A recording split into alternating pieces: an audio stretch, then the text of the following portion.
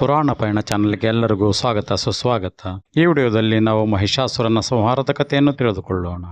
ಅದಕ್ಕೂ ಮೊದಲು ನೀವಿನ್ನೂ ನಮ್ಮ ಚಾನಲ್ನ ಸಬ್ಸ್ಕ್ರೈಬ್ ಮಾಡಿಲ್ಲ ಅಂದರೆ ಈಗಲೇ ನಮ್ಮ ಚಾನಲ್ನ ಸಬ್ಸ್ಕ್ರೈಬ್ ಮಾಡಿ, ನೋಟಿಫಿಕೇಷನ್ಗಾಗಿ ಪಕ್ಕದಲ್ಲಿರೋ ಬೆಲ್ ಬಟನ್ ಪ್ರೆಸ್ ಮಾಡಿ. ವಿದ್ಯುನ್ಮಾಲಿ ಮತ್ತು ಮಾಲಿನಿ ರಾಕ್ಷಸ ದಂಪತಿಗೆ ಬಹುಕಾಲ ಮಕ್ಕಳಾಗಲಿಲ್ಲ.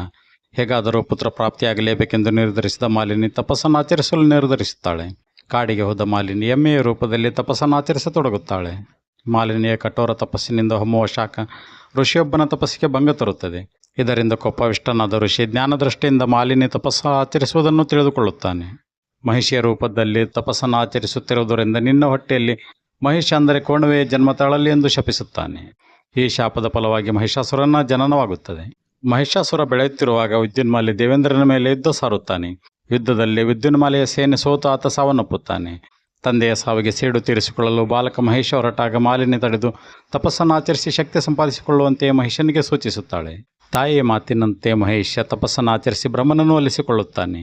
ಬ್ರಹ್ಮನು ಪ್ರತ್ಯಕ್ಷನಾದಾಗ ಮಹೇಶ ಯಾರೂ ನನ್ನನ್ನು ಕೊಲ್ಲಬಾರದು, ಹಾಗೆ ವರ ನೀಡು ಎಂದು ಬೇಡಿಕೊಳ್ಳುತ್ತಾನೆ. ಹಾಗೆ ಯಾರಿಂದಲೂ ಸಾವಿಲ್ಲವೆಂಬ ವರನ್ನು ನೀಡಲು ಸಾಧ್ಯವಿಲ್ಲವೆಂದು ಹೇಳಿದ ಬ್ರಹ್ಮನು ಸ್ತ್ರೀಯೊಬ್ಬಳಿಂದ ಮಾತ್ರ ನಿನ್ನ ಮರಣ ಸಂಭವಿಸುತ್ತದೆ ಎಂದು ವರ ನೀಡುತ್ತಾನೆ. ವರಬಲದಿಂದ ಕೊಬ್ಬಿದ ಮಹೇಶ ದೇವತೆಗಳನ್ನು ಸೋಲಿಸುತ್ತಾನೆ. ಮಹಿಷನ ಕೈಯಲ್ಲಿ ಸೋಲುಂಡ ದೇವತೆಗಳು ತ್ರಿಮೂರ್ತಿಗಳ ಮೊರೆ ಹೋಗುತ್ತಾರೆ.